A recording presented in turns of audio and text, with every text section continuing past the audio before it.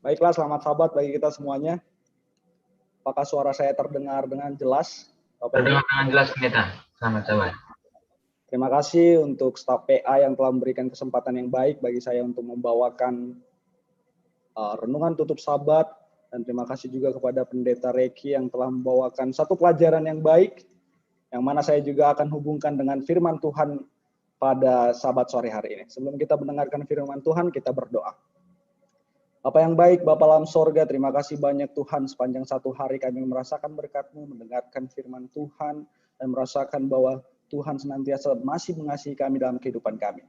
Kami akan tiba dan menyambut minggu bekerja kami Tuhan. Sebelum itu kami akan mendengarkan firman Tuhan. Biarlah Roh Kudus Tuhan sebagai kebutuhan terbesar kami menguasai hati dan pikiran kami agar kami dapat dimampukan untuk menghidupkan firman Tuhan di saat hari-hari bekerja kami bagi lingkungan kami masing-masing dalam setiap pekerjaan dan pendidikan kami.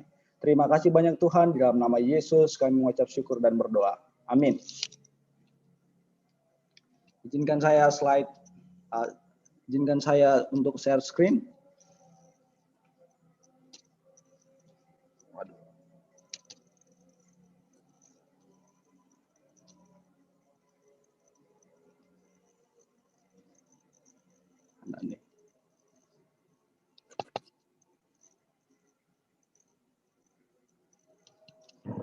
Apa kelihatan Bapak Ibu Saudari?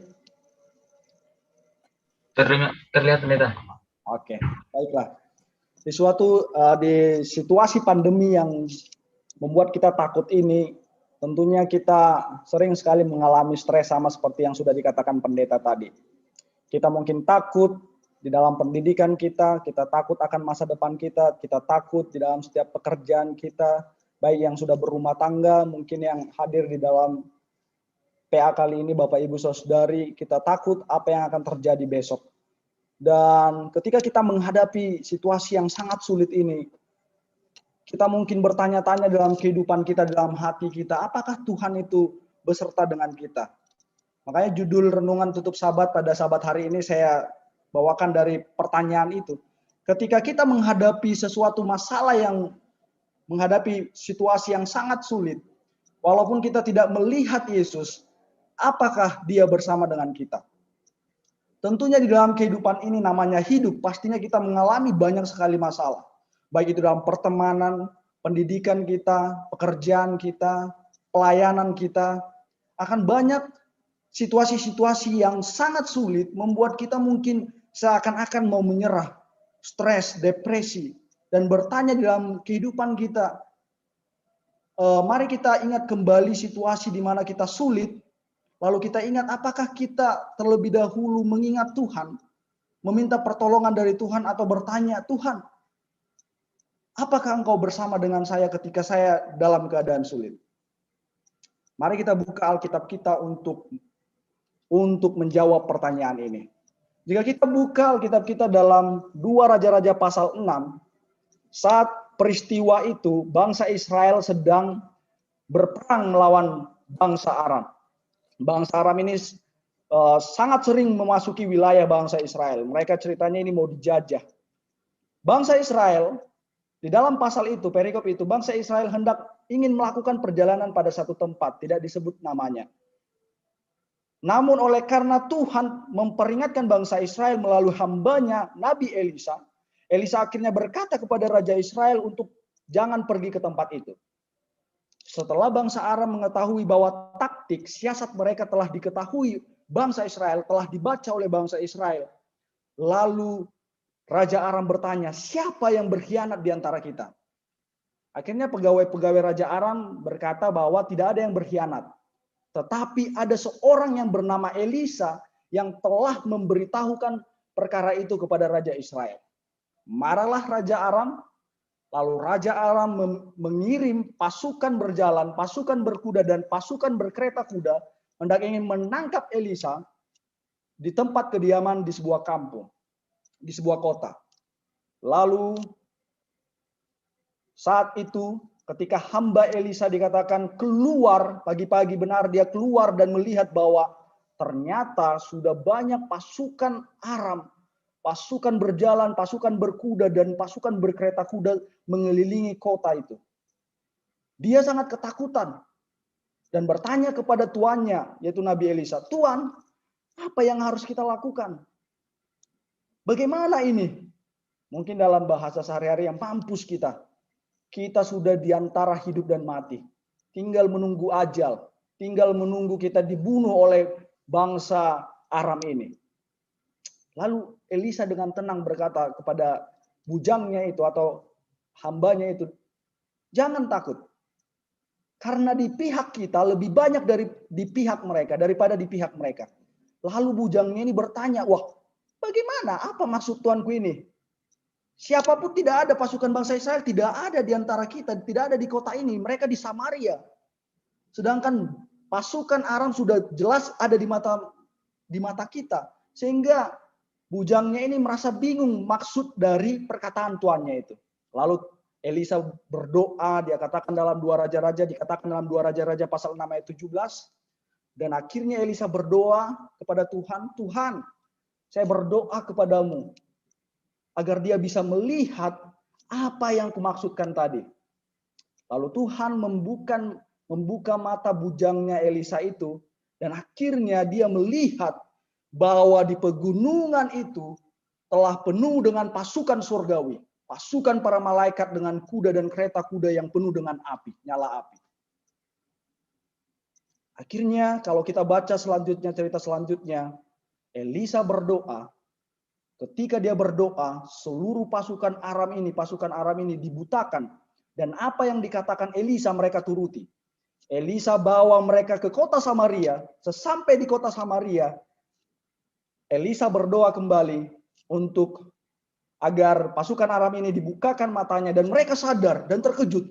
Kenapa kita tiba-tiba ada di kota Samaria? Dan akhirnya mereka terkepung oleh pasukan bangsa Israel. Raja Israel bertanya, "Apakah saya harus bunuh itu?" Elisa katakan, "Tidak. Mampukah kau membunuh seorang tawanan?" Bahkan Elisa menyuruh untuk menyiapkan makanan, menjamu mereka, lalu membiarkan mereka pergi. Dan pada akhirnya, sejak dari hari itu, pasukan Aram tidak pernah datang lagi memasuki wilayah bangsa Israel. Saudara-saudara, Bapak Ibu, pernahkah kita merasakan ketakutan dan berpikir kita sedang sendirian? Tentunya kita pernah dalam masalah kehidupan kita, masalah pendidikan, pekerjaan, apapun itu dalam hidup ini. Tentunya kita pernah merasakan takut. Mari kita ingat kembali, kita bernostalgia ketika kita mengalami masalah itu. Kita mungkin mengeluh, "Tuhan, di mana kamu? Tuhan, di mana pertolonganmu? Tuhan, tolong aku." Kita mungkin tidak, mari kita bayangkan, kita mungkin tidak dapat melihat Tuhan. Tetapi jika mata rohani kita dibukakan sama seperti mata bujangnya Elisa tadi, kita akan mengerti bahwa Tuhan senantiasa berada pada sisi kita. Dia selalu ada di samping kita dan dia selalu ada untuk kita. Kalau kita baca Roma pasal 8 ayat 31 katakan, apa yang harus kita lakukan, kita katakan lagi tentang hal ini? Jika Tuhan bersama dengan kita, siapa yang dapat melawan kita? Lalu sebagai seorang pengikut Yesus, mungkin kita pernah merasakan satu tekanan untuk melakukan sesuatu atau untuk mengatakan sesuatu yang bertentangan dengan firman Tuhan. Mungkin di dalam pekerjaan kita dituntut untuk masuk pada hari Sabat. Di dalam pendidikan kita dituntut untuk mengikuti pembelajaran pada hari Sabat. Kita merasa, "Tuhan, ini demi kebaikanku, pasti Engkau akan mengerti karena aku terpaksa melakukannya." Kita katakan bahwa ya pasti Tuhan mengertilah. Saya pernah bersekolah di sekolah negeri dan sekolah itu harus mengatakan saya harus masuk pada hari Sabat. Tetapi oleh karena orang tua mungkin bisa disebut seperti orang Yahudinya orang Advent, tidak pernah diperbolehkan untuk masuk sekolah pada hari Sabat. Dan memang ada resiko yang kita terima. Tetapi di balik itu semua Tuhan punya rencana sesuatu. Kita tidak pernah sendiri. Sama seperti Elisa dan hambanya tadi. Walaupun mungkin kita terlihat kalah jumlah dengan siapapun atau apapun yang datang melawan kita. Tetapi ingat, Mari kita meminta kepada Tuhan agar mata rohani kita dibukakan untuk melihat pertolongan-pertolongan Tuhan, untuk melihat bahwa Tuhan senantiasa ada pada kita. Tetapi sebagai manusia berdosa, sering sekali kita menggunakan kekuatan kita sendiri. Sering sekali kita menggunakan akan akal budi kita sendiri. Kita gunakan apa yang ada pada kita dan cepat kita melupakan penyertaan Tuhan. Seperti kasus yang dialami oleh Petrus. Kalau kita baca di kitab Matius, Markus, Lukas, Yohanes, peristiwa tentang Yesus akan ditangkap oleh tentara-tentara di taman itu. Di sana ada seorang bernama Petrus, dia dari kaum Zelot, yang kesehari-hariannya sebelum menjadi pengikut Yesus, mereka adalah kaum pemberontak. Dan setiap menyelesaikan masalah, mereka selalu emosinya tinggi dan kalau menyelesaikan masalah itu dengan pedang atau dengan perang. Ketika malam itu, Petrus sadar mereka telah dikepung oleh tentara-tentara Romawi. Petrus secara cepat, dia melupakan bahwa dia bersama Tuhan dan Juru Selamat. Dia melupakan kuasa yang dia sudah lihat dengan matanya sendiri. Bagaimana Yesus menenangkan badai, membangkitkan orang yang mati, mencelikan mata orang yang buta, dan membuat orang berjalan kaki orang lumpuh. Malam itu juga Petrus merasa dengan pedangnya dia akan berhasil menyelamatkan dirinya dan menyelamatkan Tuhannya.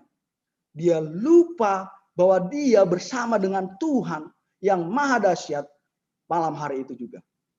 Dalam kehidupan rohani kita, kita juga sering seperti Petrus. Sebentar ketika masalah datang, ketika masalah mengepung kehidupan kita, kita langsung lupa bahwa kita punya Tuhan yang luar biasa. Kita langsung merasa bahwa pedang kita, kemampuan kita, intelektual kita, apa yang ada pada kita, duit kita, posisi kita, mampu untuk mengalahkan setiap masalah-masalah yang datang dalam kehidupan kita. Tetapi Yesus memarahi Petrus dan berkata, taruh kembali pedang itu kepada tempatnya.